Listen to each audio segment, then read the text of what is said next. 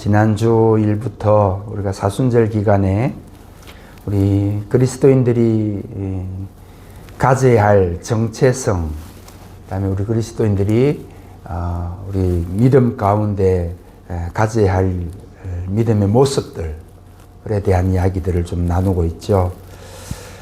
우리 그리스도인들이 바른 정체성을 가져야 이 세상의 깊은 물에 빠지지 않고 세상 속에 살아가면서도 세상을 유유히 헤엄칠 수 있는 그런 힘이 있다는 사실을 지난주에 말씀을 드렸습니다.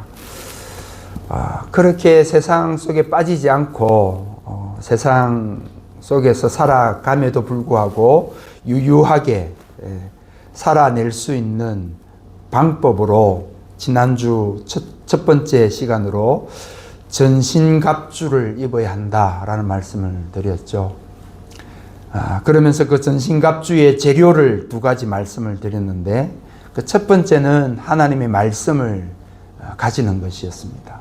그래서 하나님의 말씀을 틈나는 대로 우리가 읽고 말씀을 묵상하는 일을 게을리 하지 말아야 하고 말씀이 들려지는 곳에 우리가 욕심을 내어서라도 달려가야 하는 것이죠.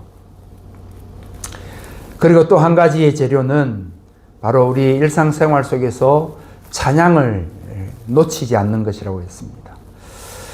늘 찬양을 흥얼거려 보라고 말씀을 드렸습니다.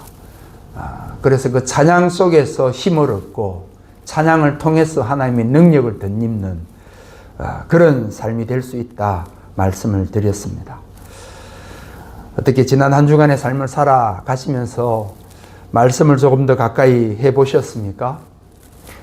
찬양을 통해서 좀 새 힘을 얻어 보셨습니까? 혹여 지난 한 주간 우리의 삶이 그렇게 말씀을 가까이 하지 못했다 하더라도 또 우리가 찬양을 흥얼거려 보지 못했다 하더라도 위축되지 마시고 또 좌절하지 마시고 낭망하지 마시기를 바랍니다. 하나님의 은혜 가운데 이번 한 주간도 우리에게 새로운 삶이 주어질 때 다시 그 삶 속에서 말씀을 붙들고 찬양 속에 살아가시는 그런 지혜가 있기를 주의 이름으로 간절히 축복합니다.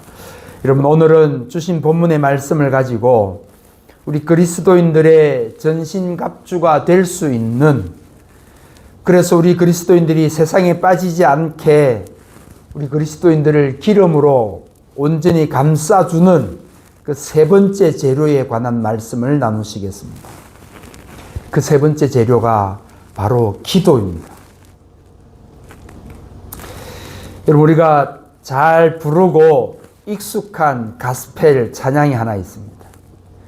기도할 수 있는데 왜 걱정하십니까? 기도하면서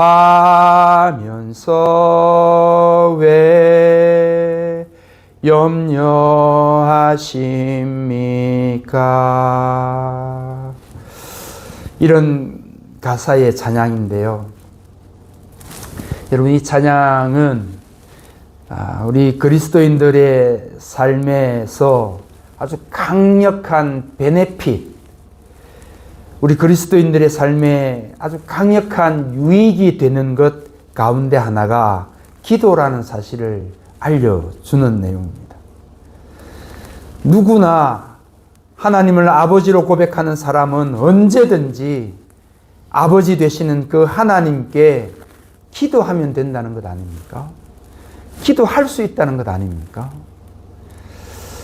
여러분, 그 사실은 이 찬양의 가사에서만 그렇게 우리에게 알려주는 것이 아니라 성경의 여러 곳곳에서도 그 사실을 우리에게 알려주는데, 몇 가지 예를 들어보면 우리가 잘 알고 있는 것처럼 예수님이 마태복음 7장 7절 이하에서 이렇게 말씀하셨습니다.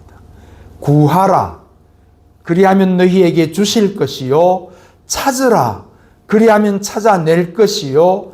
문을 두드리라, 그리하면 너희에게 열릴 것이니 구하는 이마다 받을 것이요 찾는 이는 찾아낼 것이요 두드리는 이에게는 열릴 것이니라. 아멘. 그러면서 예수님이 계속해서 마태복음 7장 11절에서 뭐라고 선포하시는가?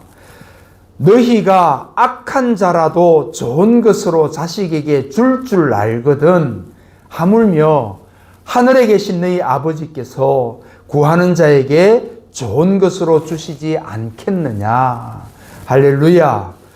여러분, 우리 주님은 당신의 백성들이 이 땅에 살아가는 동안에 어떤 일이 있더라도, 무슨 일을 만나더라도, 어디에 처해 있더라도 엎드려 기도할 것을 권면하십니다. 그렇게 하나님 앞에 엎드려 기도하면 하나님 아버지가 구하는 자에게 반드시 좋은 것으로 응답해 주실 것이다 라는 그런 약속의 말씀이죠. 예수님만 그렇게 말씀하신 게 아닙니다. 우리 하나님도 구약 성경에 보시면 이렇게 말씀을 해주셨습니다. 이스라엘 백성들이 가나안 땅을 정탐하고 돌아와서 모든 백성들 앞에서 정탐꾼들이 보고하는 그 보고의 자리에서 부정적인 보고를 하던 사람들에게 이렇게 선언하셨습니다. 민수기 14장 28절 말씀해 보니까 너희 말이 내 귀에 들린 대로 내가 너희에게 행하리니. 여러분, 하나님께서 그 수많은 이스라엘 백성들 앞에서 자신들이 보고 왔던 그 가나안 땅을 보고하는데 도저히 우리 민족은 들어갈 수 없는 땅이다. 우리 이스라엘 백성들에 비하면 가나안 땅, 가나안 민족은 장수같이 거대한 민족이더라. 그들은 장수 같고 우리는 그 앞에서는 메뚜기와 똑같더라. 그러면서 온 백성들의 사기를 꺾어버렸던 그 10명의 정탐꾼들이 내어지른 그 보고에 대해서 하나님이 응답해 주시기를 너희 말이 내 귀에 들린 대로 행할 것이다.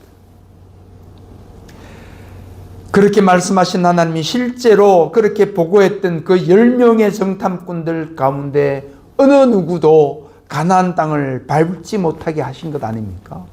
그대로 이루게 하신 것입니다. 또 있습니다.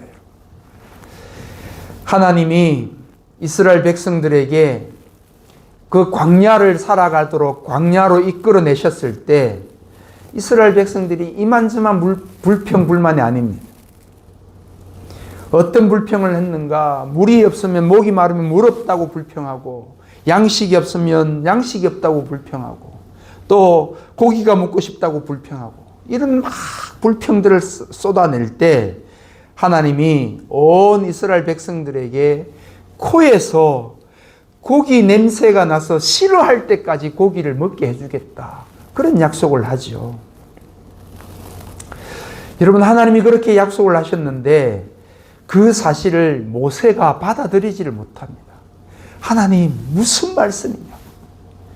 지금 이 이스라엘 백성들이 그 숫자가 어느 정도나 되는지 하나님 알고 계시냐고.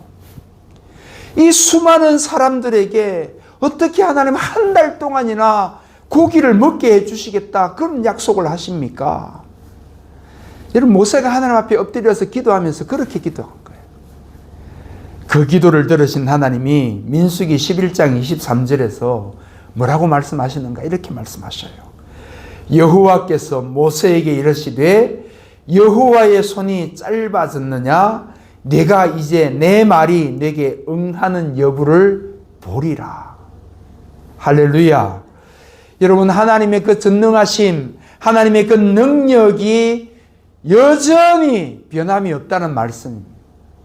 그래서 이스라엘 백성들이 내어 질렀던 그 신음소리조차도 놓치지 않고 들어서 응답해 주시겠다 약속해 주시는 말씀입니다. 여러분, 결정적으로 성경은 야고보서 1장 5절에서 우리 예수 믿는 사람들에게, 하나님의 백성들에게 이렇게 약속해 주십니다. 너희 중에 누구든지 지혜가 부족하거든 모든 사람에게 후히 주시고 꾸짖지 아니하시는 하나님께 구하라. 그리하면 주시리라. 할렐루야. 여러분, 하나님께서 말씀하시기를 누구든지 어떤 사람이든지 어떤 제목을 가지고 기도하든지 하나님 앞에 엎드려 기도하라는 것입니다. 그러면 이것저것 따지지 아니하시는 하나님, 가리지 아니하시는 하나님께서 그 구하는 소리를 들으시고 응답해 주시겠다라는 약속의 말씀입니다. 여러분, 제가 소개해드린 이런 몇 가지의 구절들 뿐만 아닙니다. 성경은 구석구석에 기도에 대한 약속의 말씀을 너무나 많이 담고 있습니다. 그런데 문제는 저와 여러분들을 포함한 우리 그리스도인들이 그렇게 귀한 베네핏, 우리 그리스도인들에게 너무나 유익한 이 기도할 수 있는 이 자격, 기도할 수 있는 일들, 이 베네핏을 잘 활용하지 못한다는 것이 문제입니다. 하나님이 아무리 좋은 것을 준비해 놓고 기다리고 있어도 그 귀한 보석을 우리 것으로 만들지 못하는 이유는 우리가 구하지 않기 때문인 줄 믿습니다. 여러분, 우리나라 속담에 구슬이 스말이라도 꿰어야 보배다 라는 속담이 있습니다. 아무리 좋은 그런 보석들이 앞에 널려 있어도 내가 그것들을 하나하나 꿰어서 목걸이를 삼거나 손목걸이를 삼거나 그렇게 하지 않으면 그냥 눈에 보이는 그림의 뜻밖에 안 된다는 것 아닙니까? 마찬가지입니다, 여러분. 하나님께서 아무리 좋은 것을 예비해 놓고 계셔도, 하나님께서 아무리 우리에게 주시고 싶어도 우리가 엎드려 간구하지 않으면 하나님 우리에게 주시지 못한다는 것입니다. 우리 것이 될 수 없다라는 것입니다. 여러분, 저와 여러분들을 포함한 우리 그리스도인들이 자주 하는 오해 가운데 하나가 이런 오해를 합니다. 하나님이 전능하신 분이니까, 하나님이 우리의 필요를 다 아시는 분이시니까 하나님께서 때마다 시마다 우리의 필요를 채워주시고 우리가 원하는 것들을 하나님께 하나씩 하나님께서 이루어 가실 것이다 라는 그런 오해를 하고 착각을 합니다. 여러분, 그 생각이 일부는 맞지만 일부는 틀렸습니다. 맞는 것은 하나님이 전능하신 분이면 맞습니다. 하나님이 우리의 필요를 다 알고 계신다는 것도 맞는 사실입니다. 그러나 하나님은 당신의 그 전능하심을 가지고 우리가 원하지도 않는데, 우리가 구하지도 않는데 하나님의 그 전능하심으로 우리의 필요한 것들을 채워가시는 분은 아니십니다. 쉽게 말해서 하나님은 우리가 필요로 할 때, 그래서 우리가 힘써 구하고 찾을 때 당신의 그 전능하심으로 우리에게 채워주시는 분인 줄 믿습니다. 하나님은 그런 하나님이십니다. 여러분, 그렇게 우리가 구해야 하나님께서 응답해 주시고 우리의 필요를 채워주신다는 그 사실을 오늘 우리가 함께 묵상하는 이 본문 속에서도 만날 수가 있습니다. 여러분, 오늘 우리가 함께 묵상하는 이 본문 말씀 에스겔이라는 선지자가 기록한 성경입니다. 이 에스겔 선지자는 하나님이 보여주신 그 수많은 환상들을 통해서 유다 백성들에게 하나님의 말씀을, 하나님의 마음을 전달했던 사람입니다. 이 에스겔 선지자가 하나님의 부르심을 받은 때, 그 시대적인 배경이 어떤 때였는가? 참 안타깝게도 남쪽 유다가 바벨론의 포로로 잡혀간 그 암울한 시대였습니다. 유다 백성들의 안위와 온 민족의 그런 안위를 한 치 앞도 보이지 않을 때, 그런 암울한 시대적인 상황 속에서 하나님은 이 유다 백성들이 회복될 수 있는 길을 선지자 이 에스겔에게 알려주셨습니다. 그리고 에스겔 선지자가 하나님의 말씀을 들은 대로 유다 백성들에게 선포하고, 그래서 유다 백성들이 하나님께로 돌아오도록, 하나님의 말씀 안으로 돌아오도록 그렇게 안내를 했습니다.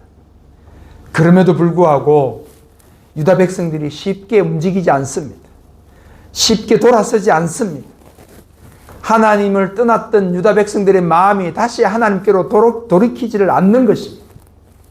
그래서 하나님이 너무나 괴로워하고 너무나 고통스러워하면서 그들을 징계할 수밖에 없었던 것입니다. 그들을 향해 매를 들어 채찍질을 하실 수밖에 없었던 것입니다. 그 채찍이 바벨론이라는 엄청난 당대의 강대국이었습니다. 그래서 바벨론으로 하여금 유다 백성들을 침략하고 유다 백성들을 다 포로로 잡아가서 고통 속에 살아갈 수밖에 없도록 하나님이 그렇게 사용을 하신 것입니다.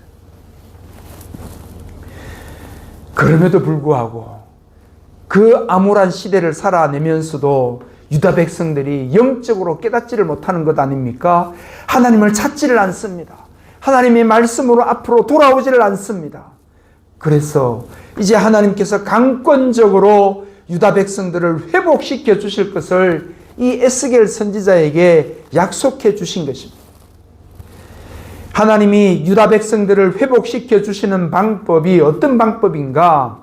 오늘 우리가 본문으로 채택하지 않았지만 이 본문 바로 앞부분에 있는 에스겔 36장 25절부터 26절까지 말씀해 보니까 이렇게 그 방법을 알려줍니다.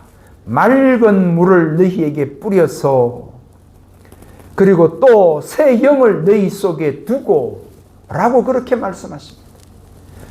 무슨 말씀인가 하면 하나님께서 유다 백성들을 회복시켜 주실 것인데, 강권에서 하나님 당신이 친히 회복시켜 주실 것인데, 그들에게 맑은 물을 뿌려서 또 그들 속에 새 영을 두어서 그들을 회복시켜 주시겠다, 그렇게 말씀하신 것입니다. 쉽게 말하면 하나님의 말씀 앞에 온 유다 백성들이 회개할 것을 그렇게 말씀하신 것입니다.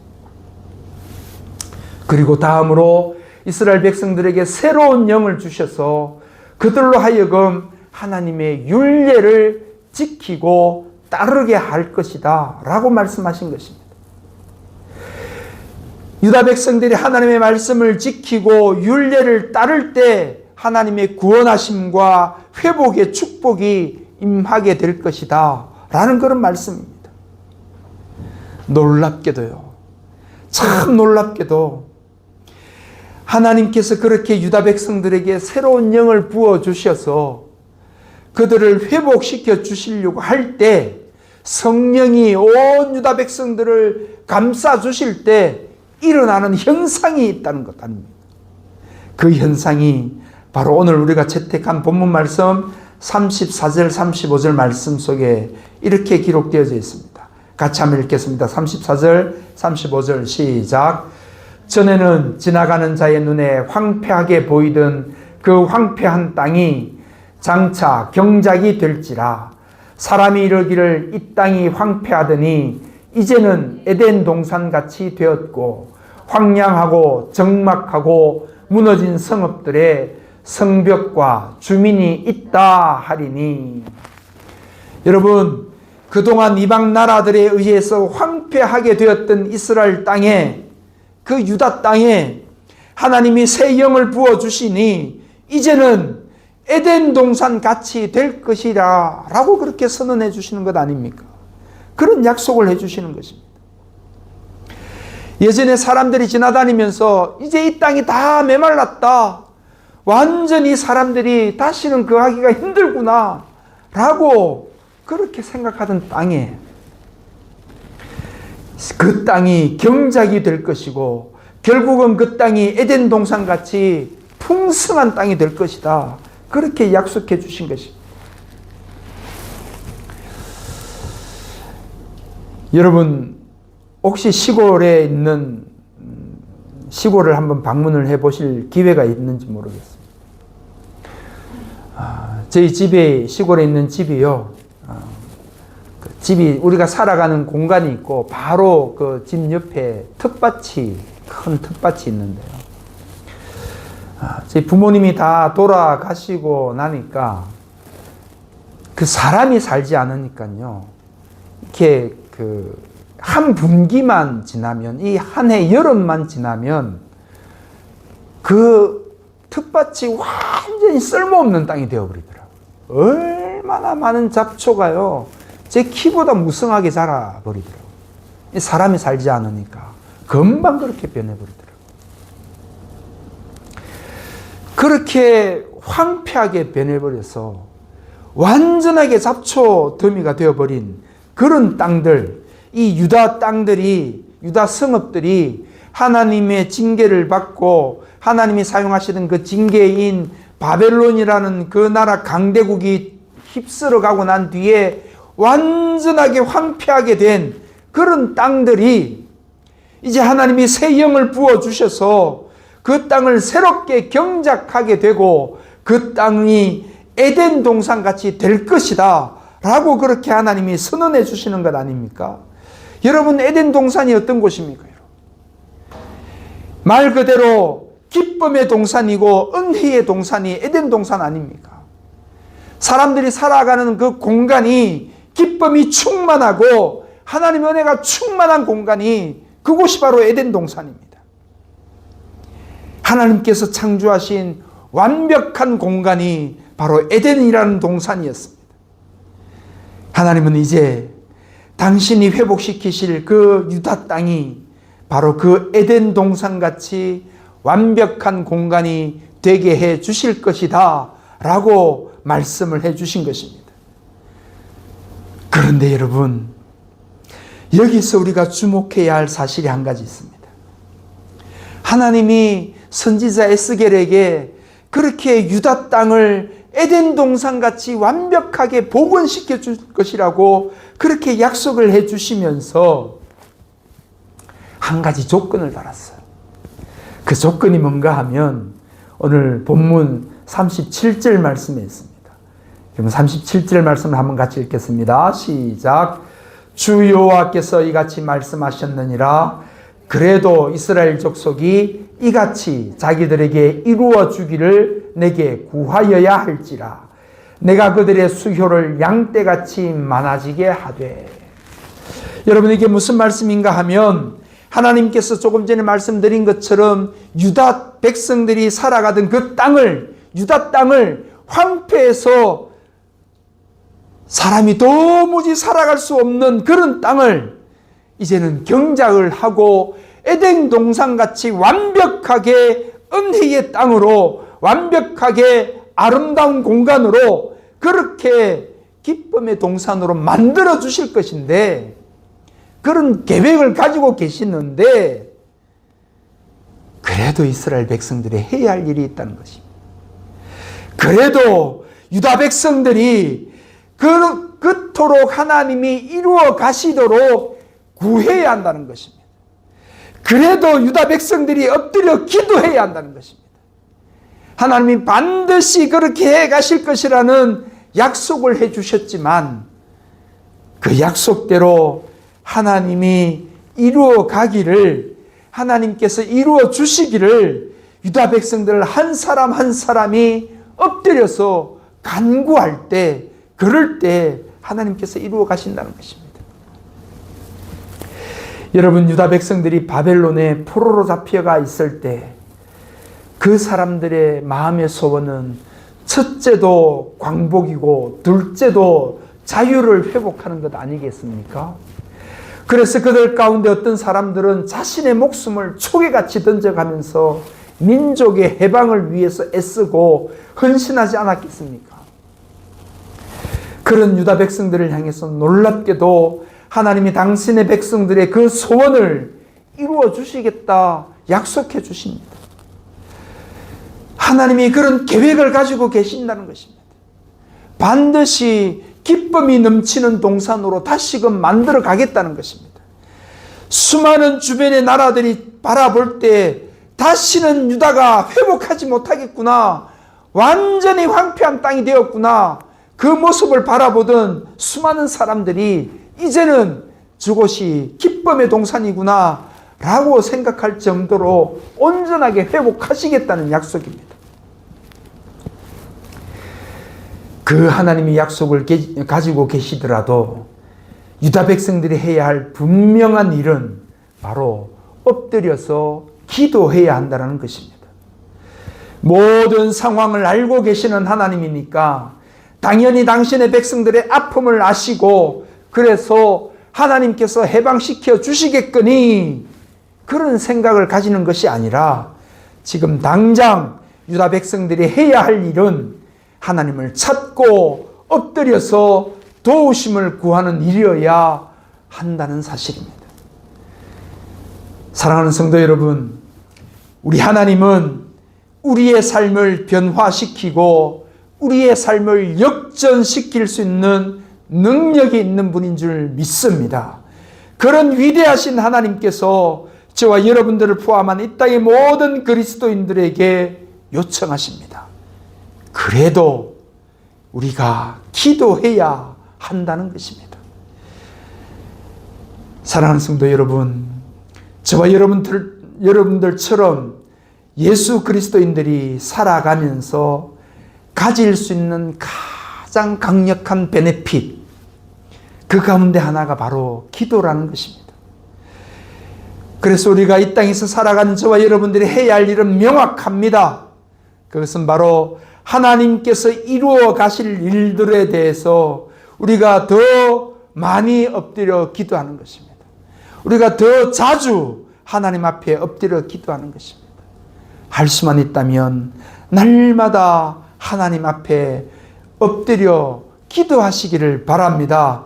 기도하실 때 이 나라와 민족을 품고 기도해 주시기를 바랍니다. 기도하실 때 온 세계 열방을 품고 기도해 주시기를 바랍니다. 기도하실 때 우리 이웃들 한 사람 한 사람 아직 예수를 믿지 않는 많은 수많은 영혼들을 품고 눈물로 기도해 주시기를 바랍니다. 기도하실 때 우리 교회를 비롯한 온 한국 교회를 위해서 모두 기도의 동력자가 되어 주시기를 바랍니다.